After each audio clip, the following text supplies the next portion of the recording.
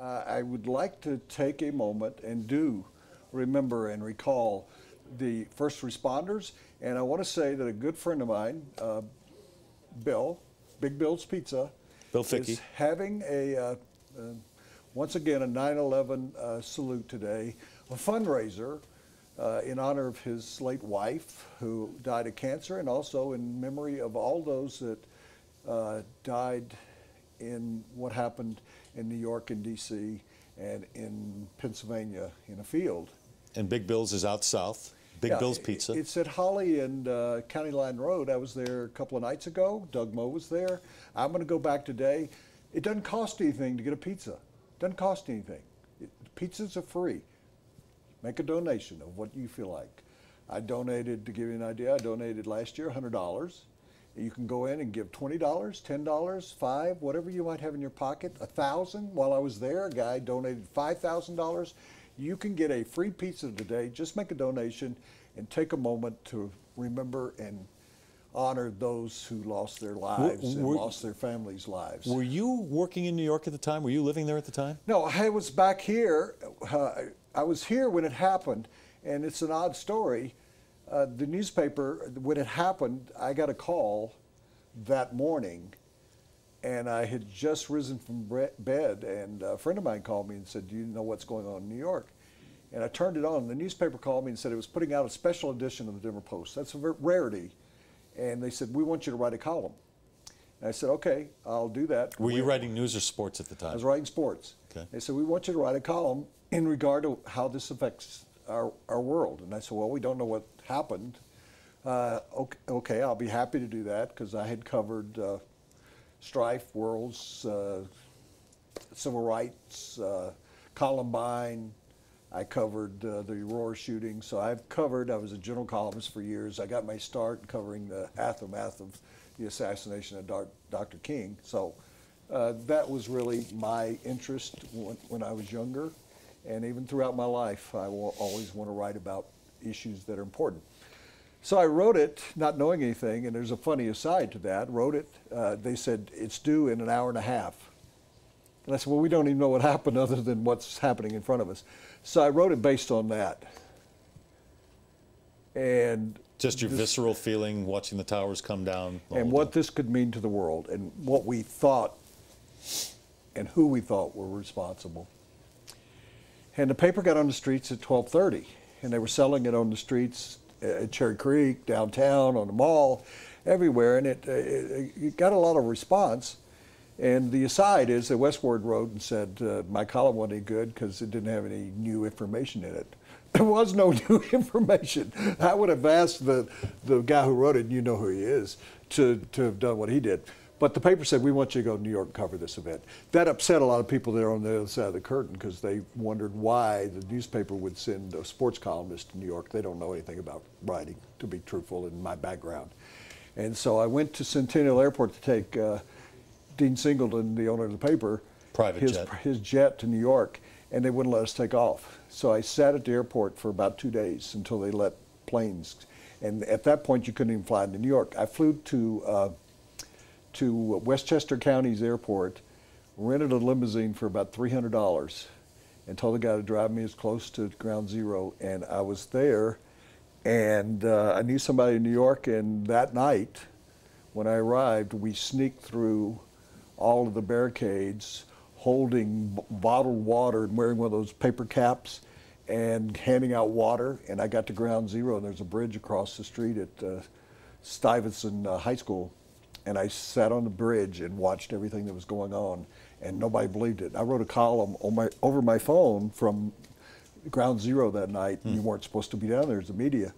And Kevin Dale, who you know, joined me a day later, and he said, "Nobody in Denver at the Post." They didn't want me to be there to begin with, the writers here, but the executives had sent me.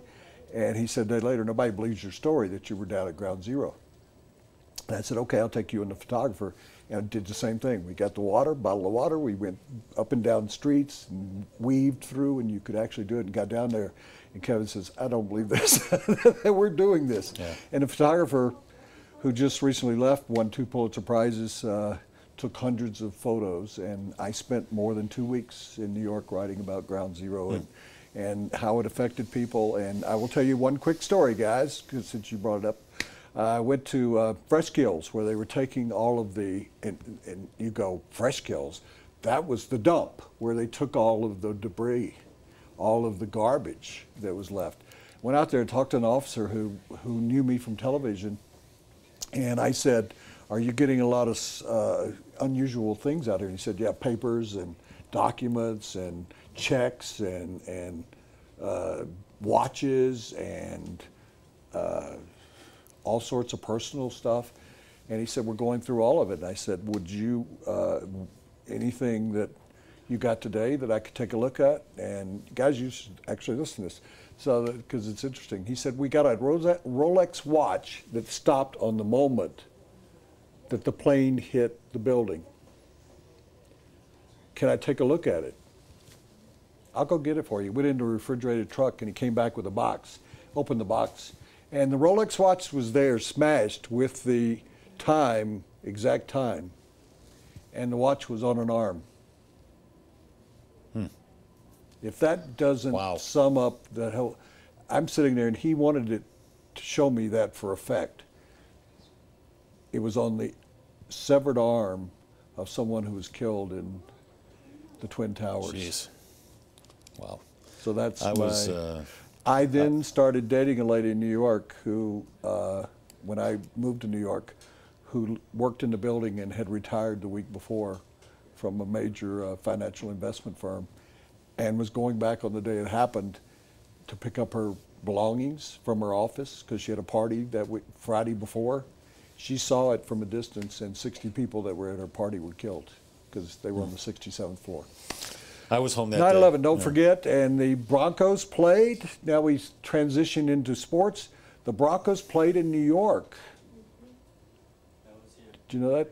They played in New York on Sunday night. And they flew, it was here, yes, I'm sorry, you're right, it was here. And the Giants flew home the day before it happened. So, I think it was a Monday night game. And he actually flew home and had to fly into somewhere in New Jersey to get back home. And later the offensive coordinator of the Broncos and the coach of the Giants, Jim Fossil. Jim Fossil gave me great stories about, he had a boat that was docked and he went out in the water and watched a lot of it. So incredible memories. I was home that day watching it, jaw hitting the floor.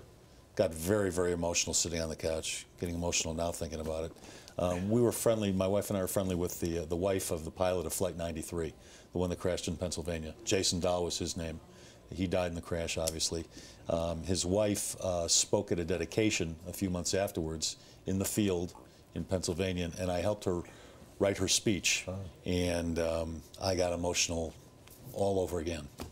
It was not a fun time for anybody. I think we get emotional, all of us get emotional every time there's 9/11 or every time you get on an airplane. This country has never, I was correct in my column that day, this country has never been the same in terms of security in airports, in terms of security anywhere. At football games. The Broncos are adding, they were doing wands, now they've installed, as the Rockies have done, machines. Security gates, machines, yeah. And the whole world has changed. Metal detectors. People don't have the same sense of humor as they did. People are a little bit more on edge. Concerned about everything they do as a result of what happened. 9/11 has really changed us all for the bad and in some ways for the good.